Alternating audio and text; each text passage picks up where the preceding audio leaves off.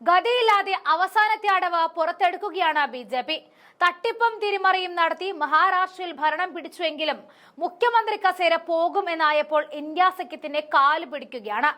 നമ്മൾ ഒന്നിച്ചു നിന്നാൽ ഗുണം ചെയ്യുമെന്ന കരാറുമായിട്ട് മുഖ്യമന്ത്രി ദേവേന്ദ്ര ഫഡ്നാവിസ് ഉദ്ധവ് താക്കറെയുടെ മുമ്പിൽ എത്തിയിരിക്കുകയാണ്.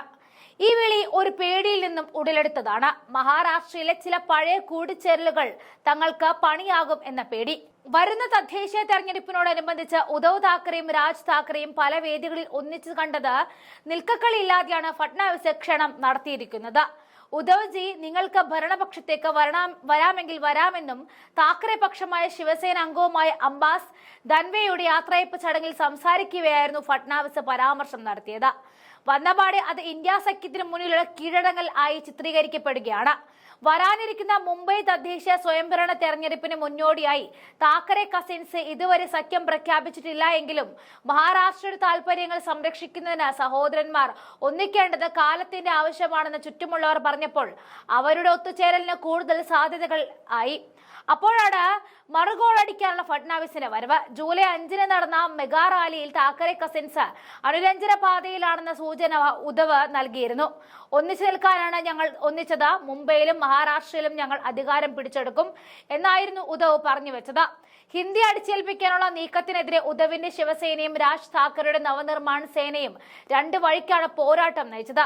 ഈ പോരാട്ടം ഇനി ഒന്നിച്ചു നടത്താമെന്ന ധാരണയിൽ ഇരു നേതാക്കന്മാരും ബി.ജെ.പിക്കെതിരെ എത്തുമ്പോൾ ചങ്കടിക്കുന്നത് മഹായുതി സഖ്യത്തിന് തന്നെയായിരുന്നു.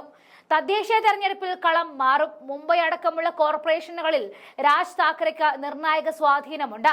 മഹായുതിക്ക് മുംബൈ കോർപ്പറേഷന്റെ ഭരണം നഷ്ടപ്പെടുന്നത് ചിന്തിക്കാൻ പോലും കഴിയാത്ത കാര്യമാണ്. ഈ സാഹചര്യത്തിൽ രാജ് താക്കറെ ഉദ്ധവിനൊപ്പം ചേർന്ന മഹാവികാസ് അഘാഡിക്ക് കൈകൊടുത്താൽ അത് ബി.ജെ.പിക്കും ഷിൻഡെയ്ക്കും ശിവസേനയ്ക്കും വലിയ തിരിച്ചടിയാണ് സമ്മാനിക്കുന്നത്. ഇത് ചില്ലറ ടെൻഷനൊന്നുമല്ല ബി.ജെ.പിക്ക് ഉണ്ടാക്കിയത്. അതുകൊണ്ട് തന്നെയാണ് ഈ ക്ഷണം നടത്തിയിരിക്കുന്നത്.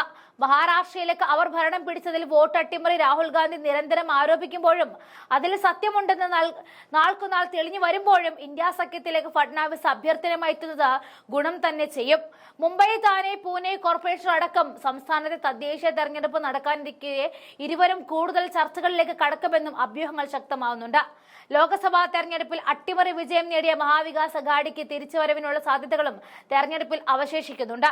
എന്നാൽ ഏക്നാഥ് ഷിൻഡെ നേതൃത്വത്തിലുള്ള ശിവസേനയും അജിത് പവാറിന്റെ നേതൃത്വത്തിലുള്ള എൻ.സി.പിയും ഉൾപ്പെടുന്ന മഹായുതി സഖ്യം തദ്ദേശീയ സ്വയംഭരണ തെരഞ്ഞെടുപ്പിൽ ഒരുമിച്ച് മത്സരിക്കുമെന്ന് ബി.ജെ.പിയുടെ മുഖ്യമന്ത്രി ദേവേന്ദ്ര ഫഡ്നാവിസ് പ്രഖ്യാപിച്ചപ്പോൾ ഉദ്ധവ് താക്കറെയുടെ നേതൃത്വത്തിലുള്ള ശിവസേനയും ശരത് പവാറിന്റെ നേതൃത്വത്തിലുള്ള എൻ.സി.പിയും കോൺഗ്രസ് എന്നിവ ഈ തെരഞ്ഞെടുപ്പുകളിൽ ഒന്നിക്കാനുള്ള സാധ്യത ഏറെക്കുറെ അസ്തമിച്ച സ്ഥിതിയിൽ നിന്നുമാണ് താക്കറെ സഹോദരന്മാരുടെ കൂടിച്ചേരൽ ഇന്ത്യ സഖ്യത്തിന് പ്രതീക്ഷ നൽകിയത്.